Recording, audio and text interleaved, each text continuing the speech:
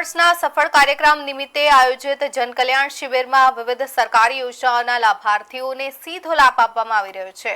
કાર્યક્રમ દરમિયાન નવા ભારતના નિર્માણમાં દરેક નાગરિકની ભાગીદારી જરૂરી હોવાનું જણાવાયું છે। એક પેડ માં કે નામ અભિયાનનો ઉલ્લેખ કરતા વધુમાં વધુ વૃક્ષારોપણ કરવાનો સંદેશ આપવામાં આવ્યો હતો। લીમડાનું વૃક્ષ વાવીને પર્યાવરણનું જતન અને વડનું વૃક્ષ વાવીને પક્ષીઓને આશ્રય આપવાની પણ અપીલ કરવામાં આવી હતી। શિબિરમાં જણાવાયું હતું કે આયુષ્યમાન કાર્ડ ધરાવતા તમામ લાભાર્થીઓને આરોગ્ય યોજનાનો લાભ મળી રહ્યો છે। સાથે જ મહિલાઓને આત્મનિર્ભર બનાવવા માટે કેન્દ્ર સરકાર દ્વારા અમલમાં મુકાયેલી લખપતિ દીદી યોજના મહત્વપૂર્ણ સાબિત થઈ રહી છે।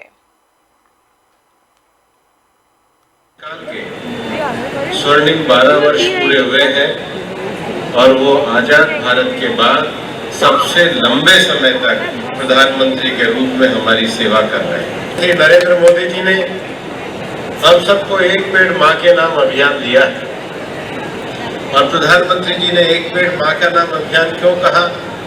इस धरती पर हमारी दो ही लोगों के प्रति कृतज्ञता का भाव होना चाहिए, धन्यवाद का भाव होना चाहिए, एहसान का भाव होना चाहिए। एक हमारी माँ का जिसने हमें जन्म दिया और दूसरा धरती माँ का जो हमें पालन पोषण के लिए फल, अनाज और औषधि देती है। काल के स्वर्णिम 12